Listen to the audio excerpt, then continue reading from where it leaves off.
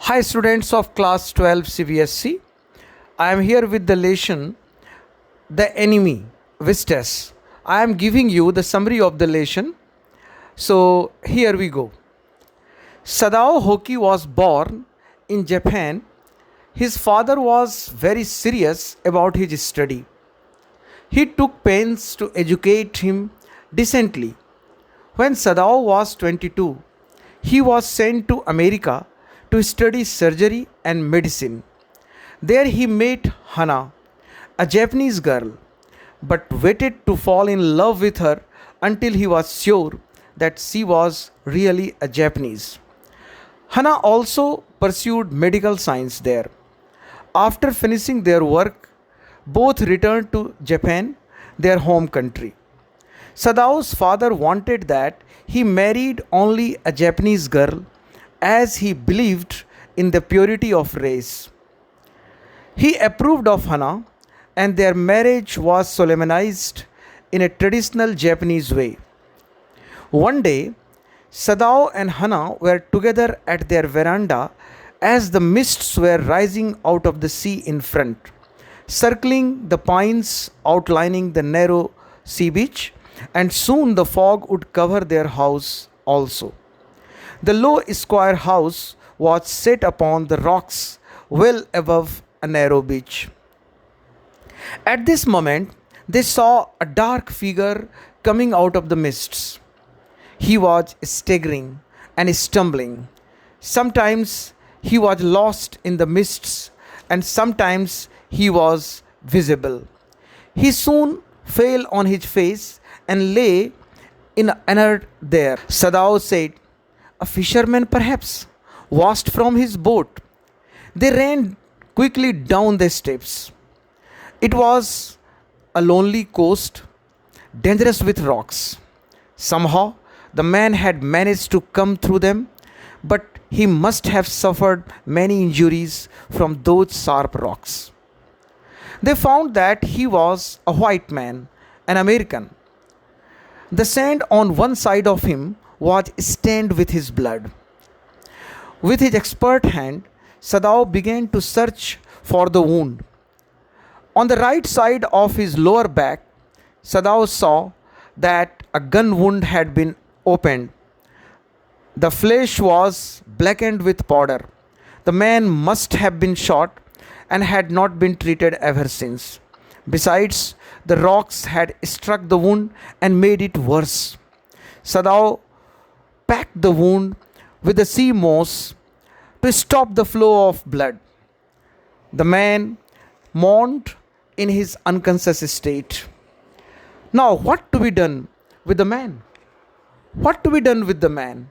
He was an American, a Navy man, a prisoner of war who had run away from his captivity and was shot from behind.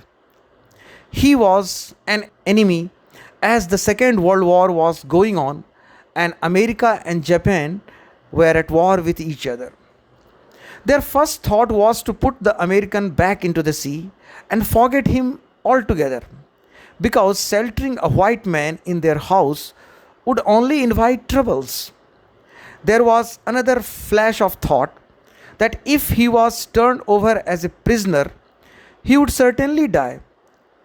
This second thought supported the first one, that he should be put back into the sea. But they could not decide. Neither of them moved. Sadao said, "A strange thing is that if the man were whole, I could turn him over to the police without difficulty." Finally, they carried him inside their home.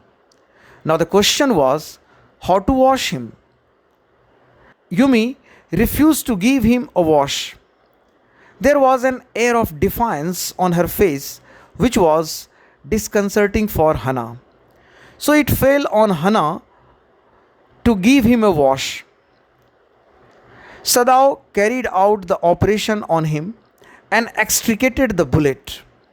Meanwhile, servants had made Hana aware of their displeasure on the sheltering of the American and Dr. Sadao's efforts to save his life. Their deep hatred for the American was unmistakable. Their utterances and their behavior proved this. All through the operation and subsequent treatment of the American, Sadao felt torn between his duty to save a life and his exasperation at having an enemy at home who would only bring troubles for him from the government. On the seventh day, the servants left the Sadao household in protest. However, Hannah maintained her composure and very stoically handled the situation. All the same, her responsibilities and workload increased manifold. After she had taken morning food to the prisoner, she came back to Sadao and told him, "Why is it we can't see clearly what we ought to do?" She asked him, "Even the servants see more clearly than we do. Why are we different from other Japanese?" Sadao did not answer. It was the same Hana, while the American was being operated upon, had felt a tinge of sympathy and pity for him for his sufferings. She had wondered if the stories they had heard, sometimes of the suffering of the prisoners, had been true. So both wife and husband faced the conflict of duties, like the passing of light and shadow in succession, as long as the American stayed at their place. In the same afternoon, the second thing happened. A messenger came to their door in official uniform. Hannah's hand went weak, and she could not draw her breath. The servant must have told already, but he had come from General Tekima. He was in pain again, and Sadao was needed. Then Hannah breathed easy.